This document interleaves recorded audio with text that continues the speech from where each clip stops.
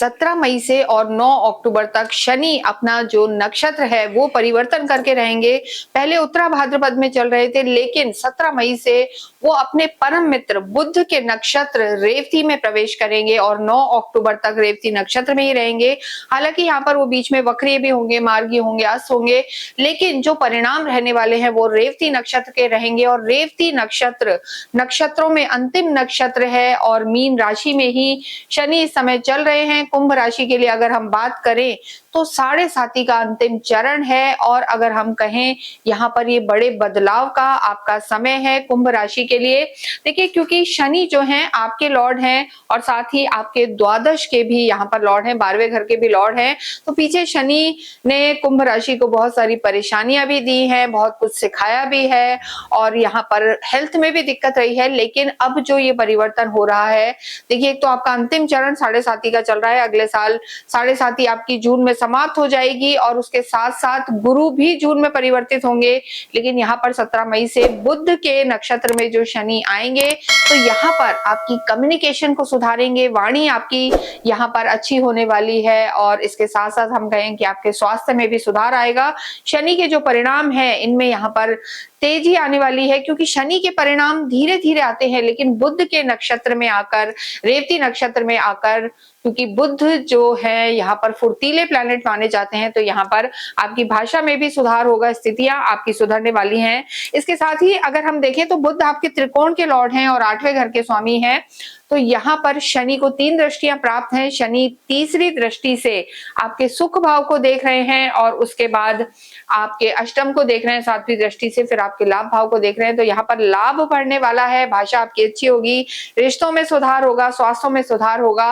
लेकिन यहाँ पर अगर हम सबसे पहले स्वास्थ्य की बात करें तो नहीं भूलना चाहिए आपकी 7.5 यहाँ पर चल रही है। और देखिए, शनि आपकी कुंडली में कैसे हैं इस पर भी बहुत कुछ निर्भर करता है। हम हमेशा कहते हैं कि शनि की जब भी ढैया हो, 7.5 हो या शनि की दशा महादशा हो, तो शनि आपकी कुंडली में कैसे हैं, नीच के हैं, शत्रु घर में है, अष्टम में है, त्रिक भाव में है, तो कहीं ना कहीं थोड़ा सा मानसिक तनाव रहता है। और राहु केतु इस समय आप ही की राशि में राहु चल रहे हैं और केतु आपके स्पाउस के हाउस में है, तो कहीं ना कहीं ओवर थिंकिंग और एंजाइटी तो बढ़ी हुई है। लेकिन जब बुध के नक्षत्र में शनि चलेंगे तो वाणी यहाँ पर आपकी बेहतर होगी और कहीं ना कहीं स्वास्थ्य में आपके सुधार होगा। स्टमक से रिलेटेड या दांतों से रिलेटेड या कोई एलर्जीज वगैरह आपको परेशान कर रही थी तो वो यहाँ पर सुधरने वाली है। लेकिन फिर भी हम कहेंगे कि आपको नींद की समस्या थोड़ी सी परेशान कर सकती है और ओवर थिंकिंग अभी भी यहाँ पर रह सकती है, जो समय के साथ आपकी परिवर्तित होगी। तो नींद की समस्या के लिए योगा, वर्कआउट, वॉक वगैरह करें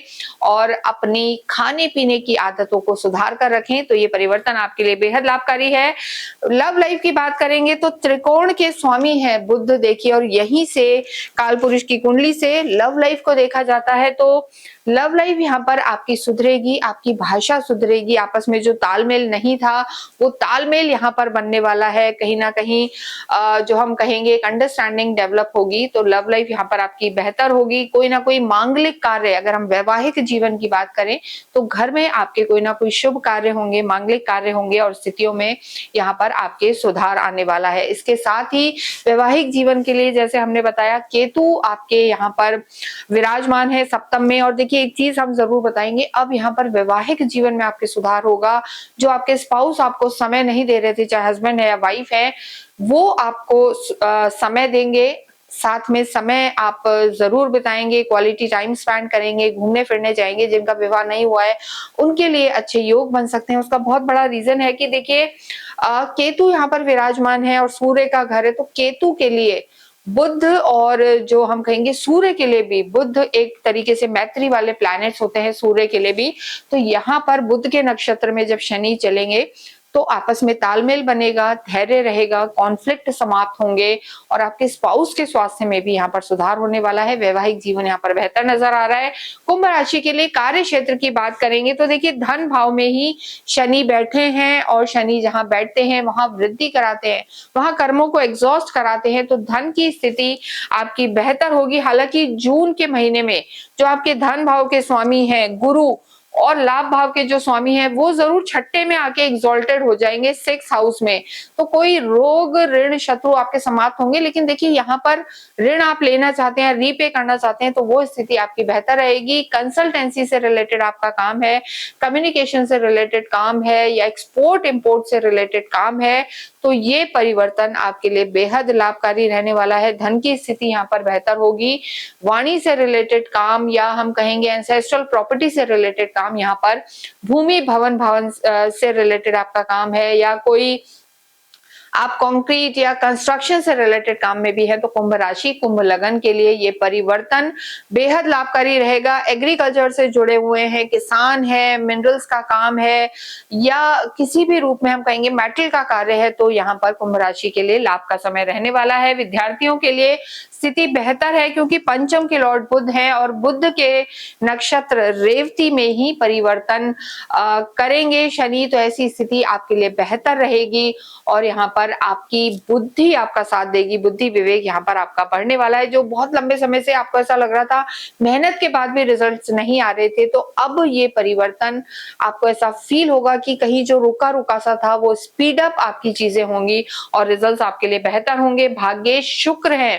देखिए शनि की अगर हम बात करें तो जो भी भाव शनि के परम मित्र के हैं, बुध के हैं, शुक्र के हैं, उन भावों में यहाँ पर ये परिवर्तन लाभ देगा। तो शुक्र आपके भाग्येश हैं जो शनि के और बुध के परम मित्र हैं। तो शुक्र, शनि और बुध से रिलेटेड जितने भी भाव यहाँ पर हैं वहां पर ये परिवर्तन आपके लिए लाभकारी रहेगा। आध्यात्मिक आप रहेंगे, अध्यात्म बढ़ेगा, धार्मिक बुद्धि रहेगी और यहाँ पर अगर हम देखें तो यहाँ पर स्थितियां भाग्येश आपका साथ देंगे।